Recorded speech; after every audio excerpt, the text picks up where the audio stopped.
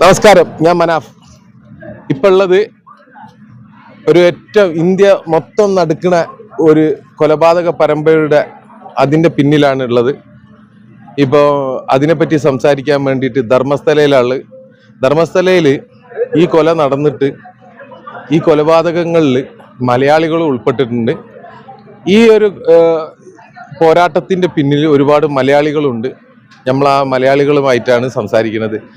ജയന്തണ്ണൻ നമ്മളെ ഈ ഒരു പോരാട്ടത്തിന്റെ ഒരു പ്രധാന കണ്ണിയാണ് ജയന്തണ്ണൻ. ജയന്തണ്ണ ഒന്ന് പറഞ്ഞുതരി, എന്തൊക്കെയാണ് അന്ന് സംഭവിക്കുന്നത്? ഇവിടെ ഇതെന്ന് പറഞ്ഞാൽ ദക്ഷിണ കന്നഡ ജില്ല ബെൽത്തങ്ങാട് താലൂക്കു ധർമ്മസ്ഥല ഗ്രാമം. ഈ ഗ്രാമത്തെ ഒരു വലിയ ക്ഷേത്രമുണ്ട്. അതെല്ലാവർക്കും അറിയുന്ന ലോകപ്രസിദ്ധിയായ ക്ഷേത്രമാണ്. ആ ക്ഷേത്രത്തെ മെയിൻ ആൾക്കാരാ ഈ ഒരു കൊലകൾ നടത്തിക്കൊണ്ടിരിക്കുന്നത്. ഇത് ഇന്നലെ മെഞ്ഞാന്ന് നടന്ന സംഭവമല്ല, കുറേ വർഷം കൊണ്ട് നടക്കുന്ന കൊലകളാണ്. ഇപ്പോൾ അവിടുത്തെ ആൾക്കാർക്ക് ഇപ്പോൾ ഒരു ധൈര്യം വന്നിട്ടുണ്ട്. കാര്യം പറയാം, അവർ പറയുന്ന പ്രകാരമായിട്ട് നിങ്ങൾ 500 അല്ല, 1000 അല്ല, 2000 അല്ല എന്നാണ് പറയുന്നത്. ഇതെന്ന് പറഞ്ഞാൽ കൊലയെന്ന് പറഞ്ഞാൽ വെറുതെ ഒരു കൊലയല്ല, എന്നാൽ റേപ്പ് ആൻഡ് മർന്ന് പറയാലോ. ഈ സംഭവം നടക്കൊണ്ടിരിക്കുന്നത് അവർക്ക് വേണ്ടെന്ന് പറഞ്ഞെങ്കിൽ, അവിടുത്തെ വലിയ പുള്ളികൾക്ക് വേണ്ടതെന്ന് പറഞ്ഞെങ്കിൽ ഈ 13, 14, 15 ഈ പ്രായത്തിലെ പെൺപിള്ളേരെയാണ്. ഇവരെ ചോദിക്കാനും പറയാനും ആരുമില്ല. ഇവരെ ചോദിക്കാൻ പറഞ്ഞാൽ അവരുടെ റൂമിൽ കൊണ്ടിട്ട് ഇടിക്കും. പോലീസുമാരും അവരെ വഹിക്കുകയല്ല. ഈ ഒരു രീതിയിൽ ഇവിടെ നടന്നുകൊണ്ടിരിക്കുമായിരുന്നു. ഇങ്ങനെ സമയത്ത് സൗജന്യ എന്ന് പറഞ്ഞൊരു കൊച്ച് 13 വർഷം ബാക്ക് 9/10/2012 അതേ ഗ്രാമ കൊച്ചിനെ അവരുടെ കോളേജിൽ തന്നെ പഠിച്ചുകൊണ്ടിരുന്ന കൊച്ചിനെ ഇവർ പകല് തന്നെ ഇത് കിഡ്നാപ്പ് ചെയ്തിട്ട് റേപ്പ് ആൻഡ് മർഡർ ചെയ്തിട്ട് കൊന്നിട്ട് റോഡ് സൈഡിൽ കൊണ്ടിട്ട് ഇവർ സംഭവം എന്ന് പറഞ്ഞെങ്കിൽ റേപ്പ് ആൻഡ് മർഡർ കൊല്ലുക, റോഡ് സൈഡിൽ ഇടുക, എന്നിട്ട് അവരുടെ ആൾക്കാരെ തന്നെ വിടുക, അവിടെ തന്നെ കുടിയെടുക്കുക, അവിടെ തന്നെ ഇടുക. ഒരു പോലീസുമാരെ അറിയിക്കുന്ന വിഷയമില്ല. എന്നാലും അവിടെ നിന്ന് പറഞ്ഞു വിടുന്നവരിങ്ങനെ പറഞ്ഞില്ലേ പോലീസ് അറിയിക്കണമെന്നോ, ഒരു പോലീസും അവിടെ വരികയില്ല. പോലീസ് ഒന്നും വരാതെ ഇങ്ങനെ കൊല ചെയ്യുന്നത്. ഇത് കുറേ മലയാളിസും ഉണ്ട്. ഇത് 1987 പത്മലത എന്ന് പറഞ്ഞ ഒരു കൊച്ചിനെ, 17 വയസ്സുകാരി കൊച്ചിനെ അവർക്കും അവരുടെ വീട്ടുകാർക്കും ഒരു ഭൂമി തർക്കം ഉണ്ടായത് കൊണ്ട് ഇലക്ഷൻ്റെ തർക്കം ഉണ്ടായപ്പം ആ കൊച്ചിനെ ഇവർക്ക് വേണ്ടി പേടിപ്പിച്ച് 59 ദിവസം കഴിഞ്ഞിട്ട് ചത്ത് നാറിയ ബോഡി കിട്ടിയത് പുഴ സൈഡിൽ കൊണ്ടിട്ട്. ഇതിൻ്റെ വഴി ഫൈറ്റ് ചെയ്തു. CID തനിക്കായെങ്കിലും ഇവരുടെ കാശിൻ്റെയും പിന്നെ ഇവരുടെ രാജകീയ പ്രഭാവം കൊണ്ട് ഇതൊന്നും ചെയ്യാൻ പറ്റുന്നില്ല ആർക്കും. ആ രീതിയിൽ ഇപ്പോൾ ഇവിടെ നടന്നുകൊണ്ടിരിക്കുന്നത്. അന്ന് ഇപ്പം എന്ന് പറഞ്ഞെങ്കിൽ ഒരുത്തൻ മുമ്പിൽ വന്നു, അന്ന് തുടങ്ങിയിട്ട് ഇവിടെ ജോലി ചെയ്തുകൊണ്ട് ഞാൻ കുഴിച്ചിട്ട സ്ഥലം ഞാൻ കാണിച്ചു തരാമെന്ന് പറഞ്ഞുകൊണ്ട് പോലീസും ഇല്ല, ആരും ഇല്ല. അവിടുത്തെ വലിയ ഓഫീസർമാർ പറയുക, നിങ്ങൾ ഇവിടെ ബോഡി ഉണ്ട്, അവിടെ കുഴിച്ചിടാൻ. ഇവന് ഇത് തന്നെ പറഞ്ഞായിരുന്നു. പിന്നെ അവൻ പേടിച്ചിട്ട് ഇവിടെ ഓടിയതായിരുന്നു. 90 എന്ന് പറഞ്ഞാൽ 2014 പേടിച്ചിട്ട് ഓടിയതാണ്. അവിടെ പിള്ളേരുടെ മണ്ടയിൽ തന്നെ ഇവർ റേപ്പ് ആൻഡ് മർഡർ തുടങ്ങിയായിരുന്നു. അങ്ങനെ ഇവർ രക്ഷയില്ലാതെ വേറെ രാജ്യത്ത് പോയി താമസിച്ചുണ്ടായിരുന്നു. അങ്ങനെ ഈ വക്കീലിനെ കോൺടാക്ട് ചെയ്ത് വക്കീലിൻ്റെ കെയർപ്പിലായിട്ട് ഇപ്പം വന്നിട്ട് SP ലെവലിലായിട്ട് കംപ്ലയിൻറ്റ് കൊടുത്ത് മൂവ്മെൻറ്റ് ആവുന്നത്. എന്നാൽ സർക്കാരത്തിന് വേണ്ടി നമ്പിക്കയില്ല. എന്നാലും ഇവിടുത്തെ മംഗലാപുരം SP എന്ന് ഇപ്പം അരുൺ കെ എന്ന് പറഞ്ഞിട്ടുണ്ട്. അവരുടെ വീട്ടിൽ എല്ലാവർക്കും ഒരു വിശ്വാസമുണ്ട്. ഇന്ന് കർണാടകയിലെ IPS ഓഫീസറിനകത്ത് നമ്പർ 1 ഓഫീസറാണ് പുള്ളിയാണ്. ആ പുള്ളീൻ്റെ ഒരു ധൈര്യം ഉള്ളതും കൊണ്ടാണ് ഇപ്പോൾ ഈ കംപ്ലയിൻറ്റ് കൊടുക്കാൻ വന്നേക്കുന്നത്. പിന്നെ ഇതിനെല്ലാം നിൽക്കുന്നതെന്ന് പറഞ്ഞാൽ മഹേഷ് തിമുറുടി എന്ന് പറഞ്ഞിട്ട് അവരുടെ ടീം, മഹേഷ് തിമുറുടി അണ്ണൻ, ഗിരീഷ് അണ്ണൻ, പ്രസന്നക്ക, ഇങ്ങനെ അവരുടെ ഒരു ടീമുണ്ട്. ആ ഒരു ടീമിൻ്റെ കൂടെ നമ്മൾ ഇന്നിട്ട് ഫൈറ്റ് ചെയ്യുന്നത്. ഒരാളായിട്ട് ഒന്നും ചെയ്യാൻ പറ്റില്ല. അതെ, ഇപ്പോൾ ഏകദേശം ഞാനിപ്പോൾ ഈ പ്രോഗ്രാമിന് വന്നപ്പോൾ നമ്മൾ പ്രൊട്ടസ്റ്റേഴ്സ് മറ്റുള്ള ഈ സമരത്തിന്റെ പിന്നിലുള്ള ഇപ്പൊ ഏകദേശം 2000-ൽ കൂടുതൽ ആളുകൾ ഇവിടെ തന്നെ ഉണ്ടല്ലോ. കാലേ ഒരു അനൗൺസ്മെന്റ് ഒന്നും ചെയ്യാതെ മെസ്സേജ് പോലും ചെയ്യാതെ ഫോണകത്ത് വിളിച്ചു പറഞ്ഞിട്ട് വന്ന ആൾക്കാരാ. ഇത് മനസ്സിലാക്കിക്കോണം. ഇവ സമരം ചെയ്യണം, ഇല്ലെങ്കിൽ ഈ ഇലാഖ എന്ന് പറഞ്ഞാൽ സർക്കാരും എവിടെയെങ്കിലും ഈ ബോഡിയൊക്കെ എടുക്കുകയല്ല, കാനൂൺ പ്രകാരം എടുക്കുകയല്ലെന്നുണ്ടെങ്കിൽ ടീം കർണാടക ഇടി ആൾക്കാർ വന്നിട്ട് അത് മാന്തുന്ന പണി ചെയ്യും. എല്ലാവരും കൂടി നിങ്ങൾ തന്നെ മാന്തും, നമ്മൾ തന്നെ മാന്തും മൊത്തം മീഡിയാസിന് മുമ്പിൽ. ഇവർ ആരും വേണമെന്നില്ല. നമ്മൾ അത് കാനൂന് ഇന്ന് വരെ തലവാക്കിയുണ്ട്. ഈ മഹേഷൻ എന്ന് പറഞ്ഞ പുള്ളി ഭയങ്കര പോരാട്ടം ചെയ്തുകൊണ്ട് ഇതിന്റെ ഇവരുടെ ഓപ്പോസിറ്റ് ആയിട്ട് അയാളെ ജീവനത്തായിട്ട് വിട്ടു തന്നെ ഒരു ഭാഗ്യം എന്ന് പറയുന്നത്. അതെ, എല്ലാവരും ഈ പോരാട്ടത്തിലുള്ള എല്ലാവരും ജീവന് ഭയമുള്ള എന്താ പറയാ വധഭീഷണിയുള്ള ആളുകളാണ്. പലരും ഒറ്റക്കെട്ടായിട്ടാണ് ഇവിടെ കഴിയുന്നത് തന്നെ. അതെ, ഈ ഒരു പോരാട്ടത്തിൽ ഇവരെ ജീവൻ തന്നെ നഷ്ടപ്പെടുന്ന ഒരു സാഹചര്യമാണ് ഉള്ളത്. എന്നാലും ജീവനെ പോയാലും വേണ്ടിയില്ല, ഇതിനു വേണ്ടിയിട്ടുള്ള ഇറങ്ങുക. പിന്നെന്ന് പറഞ്ഞാൽ കേരളത്തിൽ നിന്ന് അമ്പലത്തിൽ വന്നിട്ട് കൊല ഒത്തിരി ആൾക്കാരുണ്ട്. ഇതെങ്ങനെ സംഭവം എന്ന് പറഞ്ഞാൽ ഒന്നി ആ വലിയ ടീം ഉണ്ടല്ലോ, എന്ന് പറഞ്ഞാൽ അവരുടെ ടീം, അതിന്റെ ചെറുത് ടീം, പിന്നെ അവിടെ നിന്ന് ആട്ടോക്കാരുടെ ഒരു ടീം, പിന്നെ റൂം ബോയ്സ് ഉണ്ട് അവരുടെ ഒരു ടീം, പിന്നെ ഈ മാനേജർമാരുടെ ഒരു ടീം. ഏതെങ്കിലും പെൺപിള്ളേരെ ഇല്ലെങ്കിൽ ഒരു കുടുംബമായിട്ട് അങ്ങനെ 2 പേരായിട്ട് റൂമിൽ വന്നെന്ന് പറഞ്ഞാൽ അന്ന് രാത്രി അവർക്ക് വേണമെന്ന് പറഞ്ഞാൽ വേണം. അത് ഒന്ന് വലിയൊരു കൊടുക്കണം, വലിയൊരു കൊണ്ട് കൊടുക്കണം. അവർ സമ്മതിച്ചില്ലെന്ന് പറഞ്ഞാൽ അവർ 2 പേരും കൊല്ലും, കെട്ടിയവനും കൊല്ലും, കെട്ടിയോളും കൊല്ലും. ഇതവിടെ നടന്നുകൊണ്ടിരിക്കുന്നത്. പുറത്ത് പറയാൻ പറ്റുന്നില്ല, പോയി ആരെ അറിയുന്നില്ല, എവിടെ കംപ്ലൈൻറ്റ് കൊടുക്കുക അറിയുന്നില്ല, കംപ്ലൈൻറ്റ് കൊണ്ട് കൊടുത്തെങ്കിൽ കംപ്ലൈൻറ്റ് എടുക്കുകയല്ല. ഇതാരും നടന്നുകൊണ്ടിരിക്കുന്നത്. ഇവിടെ പോലീസ് സ്റ്റേഷൻ പോലും ഇല്ലേ ഈ അടുത്ത കാലത്ത് വന്നല്ലേ? 2015 പോലീസ് സ്റ്റേഷൻ വന്നേ. അത് പറഞ്ഞാൽ 2012 സൗജന്യ കേസ് വന്ന പിന്നെ വന്നേക്കുന്നത്. ഈ കൊന്ന ആളുകളൊക്കെ ഇവിടെ ഈ പരിസരത്തുള്ള കാട്ടിൽ തന്നെയാണ് കുഴിച്ചു മൂടിയത് അല്ലെ? ഇവിടെ തന്നെ റോഡ് സൈഡിൽ കൂടെ തന്നെ അവിടെ കൊണ്ട് റോഡ് സൈഡിൽ വലിച്ചെറിയുക, അവിടെ തന്നെ കുഴിച്ചു മൂടുക. ഇപ്പോ നമ്മളെ മുന്നിൽ വന്ന ശുചീകരണ തൊഴിലാളി അദ്ദേഹം ഒരു ശവം എടുത്ത് കാണിച്ചല്ലോ അല്ലെ? അവരുടെ എടുത്ത് കാണിച്ചു, കാണിച്ചിട്ടുണ്ട്. കാരണം അതോട് കൂടിയിട്ടാണ് ഇതിന് 100% വിശ്വാസം വന്നത് എല്ലാവർക്കും. അതെ, കാരണം എന്താ പറഞ്ഞു കഴിഞ്ഞാൽ ഇത്തരത്തിലുള്ള ഒരു എന്താ പറഞ്ഞു കഴിഞ്ഞാൽ ഇവിടെ എന്തും നടക്കാം എന്നുള്ള ആ ഒരു കാലഘട്ടം കഴിഞ്ഞു എന്നുള്ളതാണ് ഇതിലൂടെ തെളിയിക്കുന്നത്. അത് അവര് മനസ്സിലാക്കണം. അത് കഴിഞ്ഞ് ഇനി ഞങ്ങൾ നടക്കുകയല്ല, ആൾക്കാർ അവര് മനസ്സിലാക്കണം.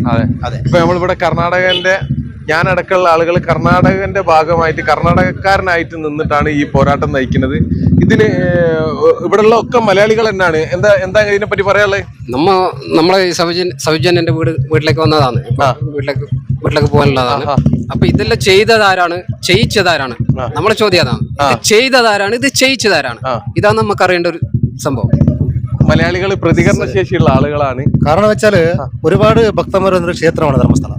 പക്ഷെ ആ സ്ഥലത്ത് ഇതുപോലെ സംഭവിക്കാൻ പാടുണ്ടോ സാറേ? അത് തെറ്റല്ലേ? ഒരു പെൺകുട്ടി ക്രൂരമായി ബലാത്സംഗത്തിനിരയായി കൊല്ലപ്പെടുക, അത് ആ ബോഡി കിട്ടി, എന്നിട്ട് ഒരു നിരപരാധിയെ പിടിച്ച് അകത്താക്കുക, എന്നിട്ട് ആ നിരപരാധി 6 വർഷം ശിക്ഷിക്കുക. ഇതൊക്കെ ഈ സമൂഹത്തിൽ നടക്കേണ്ട കാര്യമാണോ? കാരണം ഈ നിയമത്തിൽ ഇതിന് സാധ്യത ഉണ്ടോ? ആരാണ് ഇതിന്റെ പുറകിൽ സാറേ? അതൊക്കെ പണവും പ്രഭാവവും സ്വാധീനവും ഉപയോഗിച്ചല്ലേ സാറേ ഇതൊക്കെ? ഇതിനൊക്കെ ഉള്ള ഉത്തരമാണ് നമ്മൾ തേടിക്കൊണ്ടിരിക്കുന്നത്. പറഞ്ഞ പോലെ നിരപരാധി എന്ന് പറഞ്ഞു സന്തോഷ് റാവു. അപ്പൊ ഈ സന്തോഷ് റാവു നിരപരാധി എങ്ങനെ വന്നു? ഇപ്പൊ അവനെ നിരപരാധി എങ്ങനെ ചെയ്തു? അവര് കൊണ്ടുപോയത് എങ്ങനെയാണ്? അവനൊരു ഇപ്പൊ ഒരു ക്ഷേത്രത്തിലേക്ക് വന്നതാണ് ഈ സന്തോഷ് റാവു എന്ന് പറയുന്ന ആള്.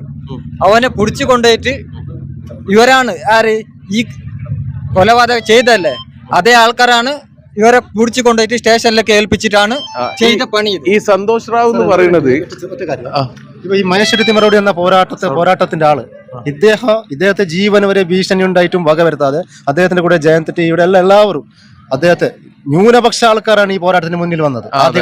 ആദ്യഘട്ടത്തിൽ എല്ലാവരും ഇവർ ഭയപ്പെടുത്തുകയായിരുന്നു. എന്ന് വെച്ചാല് ഭയപ്പെടുത്തുക, കൊലപാതകം ചെയ്യുക, പിന്നെ ഭീഷണിപ്പെടുത്തുക എന്നെ വരെ. ഞാനൊരു ചെറിയ കാര്യത്തിൽ ഇവരെ ചെറിയ വേറെ വിഷയത്തിന് വേണ്ടിയിട്ട് എന്റെ ഫോട്ടോ വരെ വൈറലാക്കുമെന്ന് പറഞ്ഞു. ഇങ്ങനെയുള്ള കാര്യങ്ങൾ ഇതിന്റെ പിന്നില് യൂട്യൂബേഴ്സ് ആണ് കർണാടകയിലുള്ളത്. കർണാടക ചാനലുകൾ ഈ വിഷയം പുറത്തുവിടുന്നില്ല. കർണാടക ചാനലുകൾ ശിരൂർ ചെയ്ത അതേമാതിരി തന്നെ ഒരു കാര്യത്തിലും എന്താ പറഞ്ഞു കഴിഞ്ഞാൽ ഒരു മാധ്യമധർമ്മം പ്രോപ്പറായിട്ട് പാലിക്കുന്നില്ല. പക്ഷെ ഇവിടെയുള്ള ഒരുപാട് ചെറുപ്പക്കാരായ യൂട്യൂബേഴ്സ് ഇതിന് പിന്നില് പുറലോകത്തെ കൊണ്ടുവരാൻ വേണ്ടിയിട്ട് യൂട്യൂബേഴ്സ് ആണ് ശ്രമിച്ചു കൊണ്ടിരിക്കുന്നത്. ഇന്ന് ആ കാണുന്ന യൂട്യൂബേഴ്സിന്റെ ഒക്കെ ചാനലുകൾ ഇന്ന് ഇല്ല, ഇന്നും ബ്ലോക്ക് ചെയ്തവര് എന്ന് പറഞ്ഞാൽ അവർക്ക് ഞങ്ങളെ കണക്കിലെന്ന് പറഞ്ഞാൽ ന്യായാലയവും പോലീസ് ഇലാഖ എല്ലാം അവരുടെ ആയി. ഇന്നും യൂട്യൂബ് നമ്മുടെ പിള്ളേരെല്ലാം ബ്ലോക്ക് ചെയ്ത്, ഇതിനെയൊന്നും ബ്ലോക്ക് ചെയ്ത് ഇവർക്ക് ജഡ്ജ് ചെയ്ത് നോക്കേണ്ട കാര്യമൊന്നുമില്ല. 100 പേജ് കൊടുത്തെന്ന് പറഞ്ഞാൽ 1000 പേജ് കൊടുത്ത് വായിച്ചു നോക്കിയല്ല. ധർമ്മസ്ഥലം എന്ന് പറഞ്ഞാൽ യെസ് ബ്ലോക്ക് സ്റ്റേ കൊടുക്കുകയാണ്. ആ കാനൂന് വിലയില്ല ഇവിടെ. ഒരാൾ കൊല്ലപ്പെട്ടാലും അത്ഭുതമില്ല സാറേ, അത് ഉറപ്പിച്ചോളൂ. ഞങ്ങളിൽ ഒരാൾ ഇതുപോലെ സംസാരിക്കുന്ന ആളും കൊല്ലപ്പെട്ടാലും അത്ഭുതം എന്ന് പറയണ്ട. ഇവർ ആൾക്കാർ തന്നെ ഈ യൂട്യൂബേഴ്സ് എന്ന് പറഞ്ഞല്ലേ ഇപ്പൊ ആ യൂട്യൂബേഴ്സ് ഇപ്പോഴും യൂട്യൂബ് ബ്ലോക്ക് ആയെന്നാണ് ഇപ്പൊ പറഞ്ഞത്. ഈ സ്പോട്ടില് 5 മിനിറ്റ് ഇത്ര വേറെ യൂട്യൂബ് ഓപ്പൺ ആക്കിയിട്ടുണ്ടായി, അത് ഇപ്പൊ ഓപ്പൺ ബ്ലോക്ക് ആക്കി എല്ലാം. ഇത് നമ്മളെ ഇന്ത്യയിൽ തന്നെയാണോ ഇതൊക്കെ നടക്കണെന്ന് അത്ഭുതം തോന്നുക അല്ലെ? സ്വതന്ത്ര ഇന്ത്യയിലാണ് ഇപ്പൊ ഈ നടക്കുന്നത് ഇങ്ങനൊക്കെ തന്നെ. ഇവരൊക്കെ ജീവനും ഇവർക്കൊക്കെ കുടുംബമുണ്ട്. അതൊക്കെ എന്താ പറഞ്ഞു കഴിഞ്ഞാൽ അതിനൊന്നും വക വെക്കാതെ ഇവരൊക്കെയാണ് റിയൽ ഹീറോസ്. അത് ആ ധൈര്യം ഇവരുടെ എന്താ പറഞ്ഞു കഴിഞ്ഞാല് എന്ത് സംഭവിച്ചാലും വേണ്ടിയില്ല എന്നുള്ള വേണ്ടി നമ്മളെ അക്കുണ്ട് ഇതിന്റെ പോരാട്ടത്തിന്റെ പിന്നിലുള്ള സ്ത്രീകളും ഇതിൽ ഒരുപാട് പോರಾಟಗಾರರುണ്ട്. ಕರ್ನಾಟಕആണ് ಸಂಸಾರಿಕ ಏನ್ ಹೇಳಕ್ಕೆ ಏನಾದ್ರೂ ಇದೆಯಾ? ಅಂದ್ರೆ ಇವತ್ತು ಆ ಹೆಣ್ಣು ಮಗಳಿಗೆ ನಾಳೆ ನಮ್ಮ ಮಕ್ಕಳಿಗೆ ಕೂಡ ಹಾಗೆ ಅಲ್ವಾ? ಅಂದ್ರೆ ಬಲಿಷ್ಠರ ಸಾಮ್ರಾಜ್ಯದಲ್ಲಿ ಬಡವರಿಗೆ ನ್ಯಾಯ ಸಿಗುದಿಲ್ಲ ಅನ್ನೋದು. ಈಗ ಅದಕ್ಕೆ ನಾವೇ ಏನು ಇಂಥದ್ದಾಗಿದೆ, ಸಮಾಜವೇ ಎದ್ದು ನಿಲ್ಬೇಕಲ್ಲ. ನಮ್ಮ ಜೊತೆ ರಾಜಕೀಯ ಪಕ್ಷಗಳಿಲ್ಲ ಅಥವಾ ಯಾವುದೇ ಇದಿಲ್ಲ, ಎಲ್ಲ ಪ್ರಭಾವಿಗಳು ರಾಜಕೀಯ ಪಕ್ಷಗಳು ಎಲ್ಲರೂ ಕೂಡ ಅವರ ಜೊತೆ ಇದ್ದಾರೆ. ಹಾಗಿರುವಾಗ ನಾವು ಸಾಮಾನ್ಯ ಜನರಾದ್ರೂ ಮಾತಾಡ್ಬೇಕಲ್ಲ ಇದ್ರ ಬಗ್ಗೆ. ಹಾಗೆ ഇവരിപ്പോ എന്താ പറയണെന്ന് പറഞ്ഞു കഴിഞ്ഞാല് പാവപ്പെട്ടവന്റെ കൂടെ ആരുമില്ല, ഈ പാവപ്പെട്ടവർക്ക് ഒരു നീതി കിട്ടണില്ല. ഇന്ന് ആരതൊക്കെ പെൺകുട്ടികള് മക്കള് ഈ ഒരു കൊലപാതകങ്ങളിൽ കൊല ചെയ്യപ്പെട്ട് നാളെ നമ്മളെ മക്കൾക്കും ഇതേമാതിരിയുള്ള ഒരു അവസ്ഥ വരും. അത് വരാതെക്കാനാണ് ഇവർ ഈ പോരാട്ടത്തിൽ ഇറങ്ങിയത്. പിന്നെ ഈ പോരാട്ടത്തിൽ അവരെ കൂടെ വളരെ കുറച്ച് ആളുകൾ മാത്രമേ തുടക്കത്തിൽ ഉണ്ടായിരുന്നുള്ളൂ. ഇന്നും ഒരുപാട് ആളുകളുണ്ട്, ഒക്കെ സാധാരണക്കാരാണ് അല്ലേ? പോരാട്ടത്തിന് വരാതിരിക്കാൻ കാരണം ഭീഷണിയാണ്. ഇന്നിപ്പോ ഞങ്ങൾ ധൈര്യമായിട്ട് പുറത്ത് കഴിഞ്ഞാൽ നാളെ അവന് വഴി നടക്കുന്നവരെന്ന് ധൈര്യമില്ല. അതാണ് സംഭവം. നാളെ ഏതെങ്കിലും കാട്ടിലോ അല്ലെങ്കിൽ അനാഥ ശവമായിട്ടോ പോയാലോ ഇങ്ങനെ കാണാറുണ്ടാവും. അതാണ് ഈ ഇവിടുത്തെ മെയിൻ കാരണം. അപ്പൊ ഇതിന്റെ പറ്റാണ് മഹേഷ് തിമ്മറോടി 2012 സൗജന്യ എന്ന് പറയുന്ന ഒരു പെണ്ണിന്റെ കേസ് ഇല്ല നിന്നുകൊണ്ടാണ് ഇന്ന് എല്ലാ ഇവിടുത്തെ ഈ ആൾക്കാർക്ക് ഇത് വഴി നടക്കാനാണ് ഇപ്പൊ ഒരു ധൈര്യം വന്നത്. ഇതുവരെ പ്രത്യേകിച്ചിട്ട് പറയണമെന്ന് ഒരു ന്യായത്തിന് വേണ്ടിട്ട് പൊരുതുന്നതാണ് സാധനം, ഒരു പൊരുതലാണ്. സ്വതന്ത്ര ഭാരതത്തിൽ ഒരു ന്യായത്തിന് വേണ്ടി പൊരുതുകയാണ്. അംബേദ്കർ നൽകിയ ഒരു ഭരണഘടനയില് സംവിധാനത്തിൽ ഒരു ന്യായം ഞങ്ങൾക്ക് വേണ്ടി